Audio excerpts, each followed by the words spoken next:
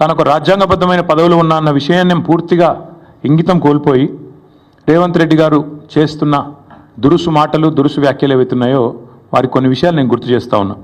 మనందరం కూడా public servants, we are all public servants including you.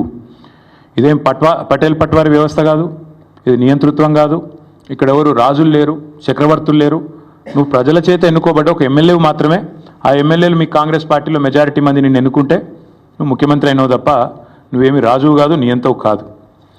పేరుకేమో ప్రజాపాలన, కానీ చూస్తే మరి ఈరోజు ప్రజాస్వామిక స్ఫూర్తి అనేది కనీసం అణుమాత్రం కూడా మీరు చేసే ఒక్క పనులు కూడా కనబడతలేదు.